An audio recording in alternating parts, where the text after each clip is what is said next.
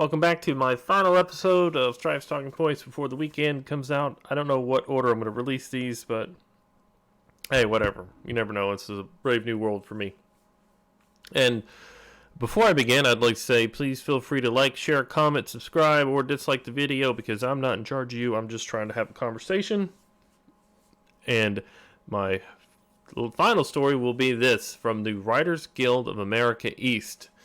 A little tweet here. I was researching another story, as you can kind of go across the top there and see, but it's unimportant. I'm not going to do that story now because this one I found much more interesting. Breaking, Vox Media today ratified its first collective bargaining agreement with the Writers Guild of America. This will essentially put the Vox writer staff back to work. And I don't know how long Vox will exist because I do think it's going to belly up pretty soon unless it keeps getting those big, couple $100 million injections from other outside sources such as NBC, Universal, all these other places. But here we go.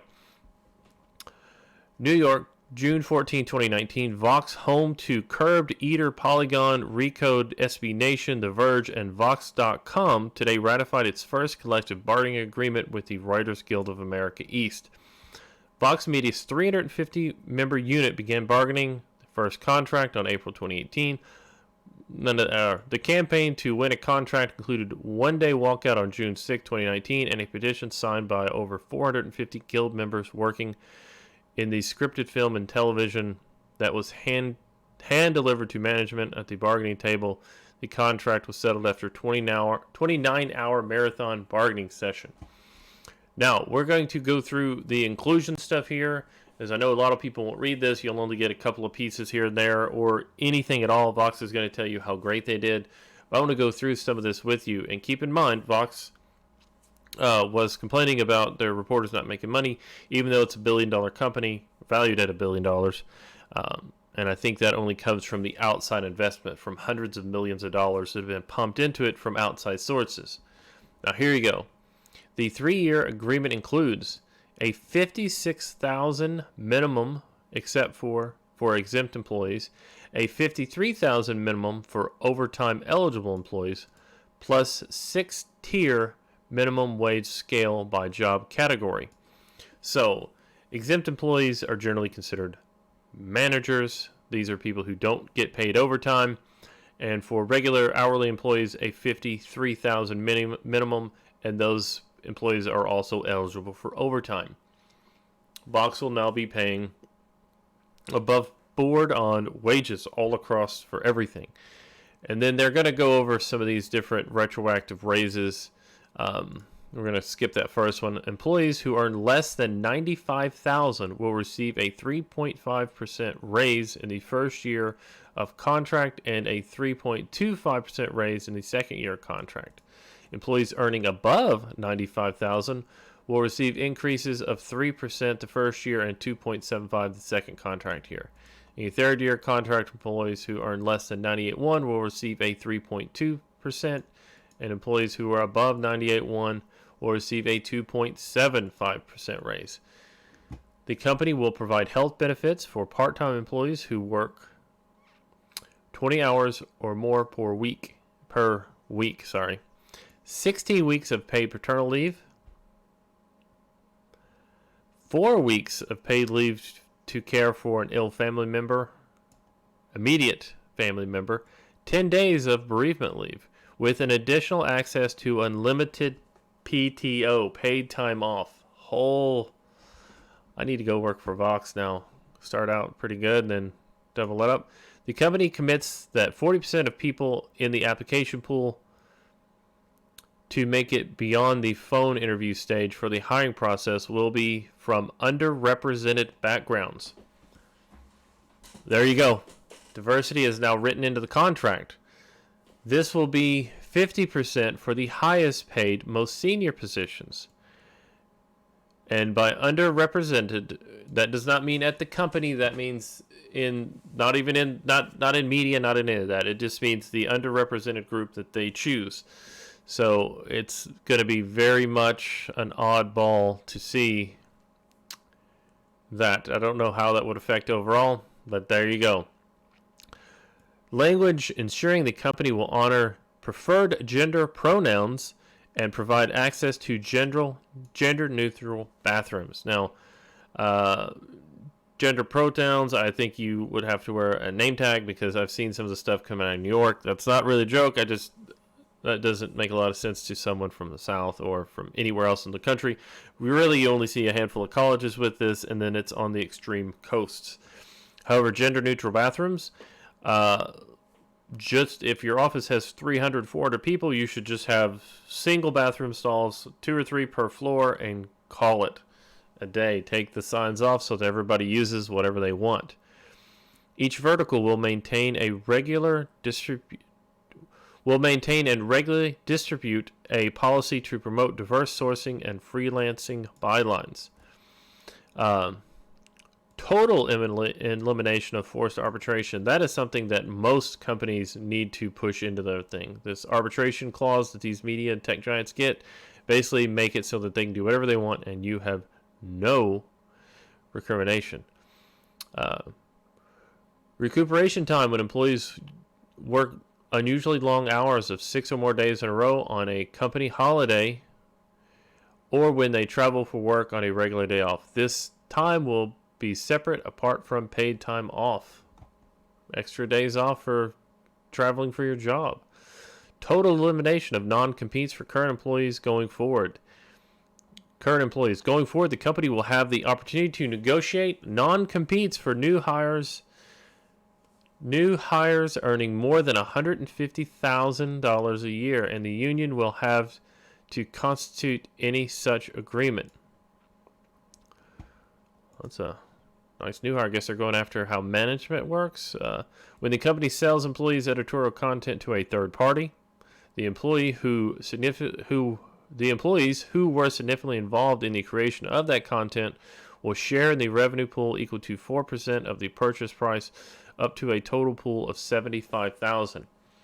So if Vox licensed out the material to other people, the people who created it, who were significantly involved, I would like to see how that's rated. But yeah, revenue share. When Vox Media creates derivative content based on employees' work and produces it for a third-party distributor, e.g. Netflix, Hulu, the employees who were significantly involved in the creation of that original content will share in the revenue pool of 2% of the company's producer fee, up to a total pool of $100,000.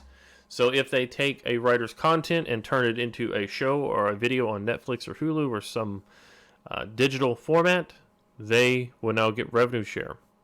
That's a good thing. I really do think people who create work should be provided for. Enhanced editorial standards in the state of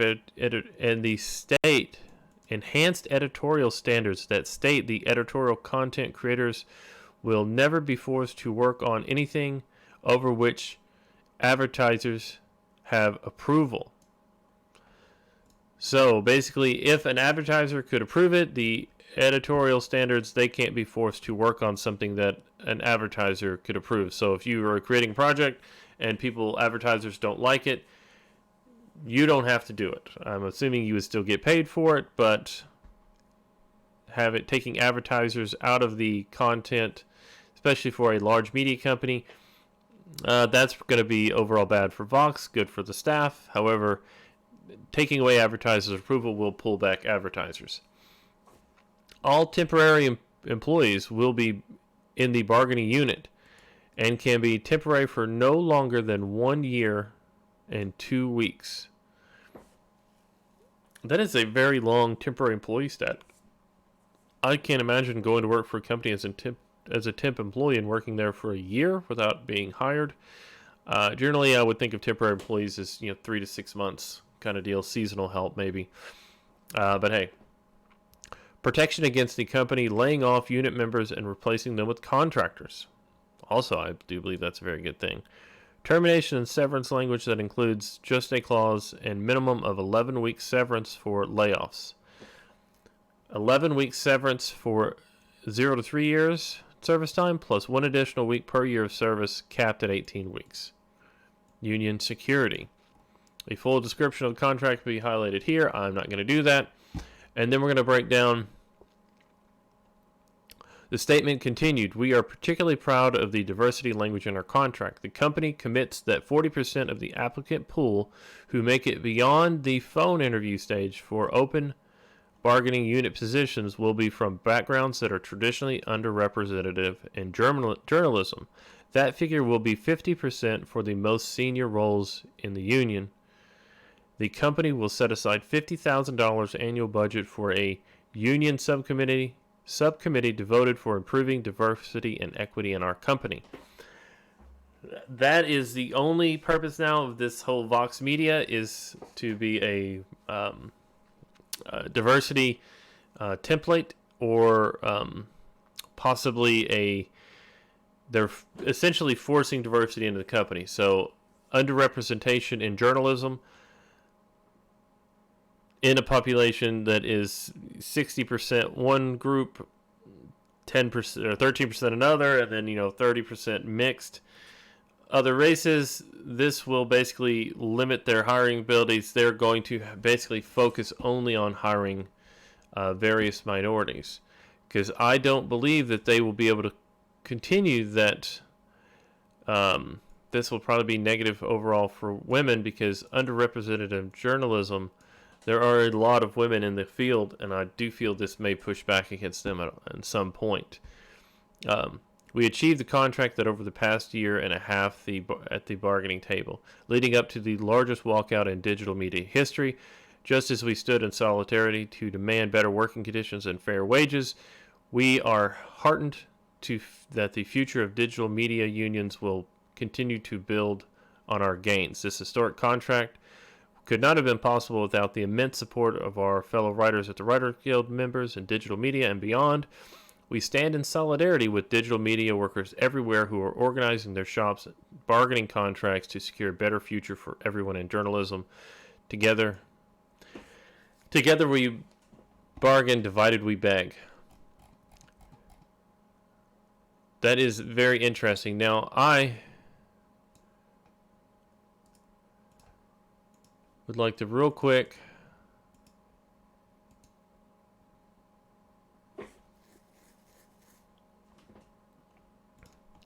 that Vox itself is leading this current attack on YouTube. They are doing quite a bit to shake up digital media, and are actually breaking down independent creators as for more of the corporatist group. And this is going to be the new way of thinking. If this attack on digital media continues, this is my thoughts on the whole thing. With the attacks on the other formats, on YouTube, on independent journalism, on independent creators out there making a living doing this stuff without, hundreds of $millions of influxed money, even people that are very successful and make, of course, thousands of dollars off their videos, that this is what you're looking at, is a group of they're all young professionals, writers, activists. I wouldn't call much of what I read on Vox.com, Vox Media, to be journalism. I would say most of it is activism, or it's all opinion-based, which my show is, of course, opinion-based as well. But I don't know. I do see that all of these attacks are trying to pull money away, advertisers away from places like YouTube and all these other brands, all these other companies, and they're trying to reinforce them back to the traditional digital media staff. And I don't know how that's going to work, because these companies, Polygon, they produce some of the worst game information. Vox.com, their videos are always targeting other people, and they do believe in harassment. They are actively being activists. They're going after people. They're the ones, this whole digital media group. I don't know. I see this as good for the employees, but bad for everyone else. And I wonder how these large companies are now going to see that the expense they're going to be paying for this company, and these new wages and new benefits, if this company will just fall apart once the larger groups start pulling their money out. Once NBC Universal says, no, you're not worth $200 million, we're going to sell you off, and then possibly a collapse, because we've seen it with Vice and some of these other larger groups, BuzzFeed, all these different groups have had layoffs. Even CNN, they're starting to collapse under their own weight because people aren't engaged with them. They don't like what they're doing. And this whole idea that 8% of the population, which is what has been surveyed out to show that's this extreme progressive left, this 8% are not going to continue to fund this type of organization. I've done a video on Axios on HBO, which HBO just cut Vice. You can go through an Axios video and tear it apart because they're not trying to be journalists. They're trying to produce their opinion, skew the view, frame it the way they want it to, so that you believe what they tell you to believe, not what is reasonable, not traditional thoughts, which I guess everything that we see going on today is the people trying to rebel against tradition. Anyway, those are just my thoughts on it. Please feel free to like, share, comment, dislike the video. Since this is strictly about Vox Media and their contract, I'm probably only going to get like 5 views anyway, but hey, you never know. I'm just here to talk, trying to make sense out of my world. Thank you all, and hope you have a wonderful day.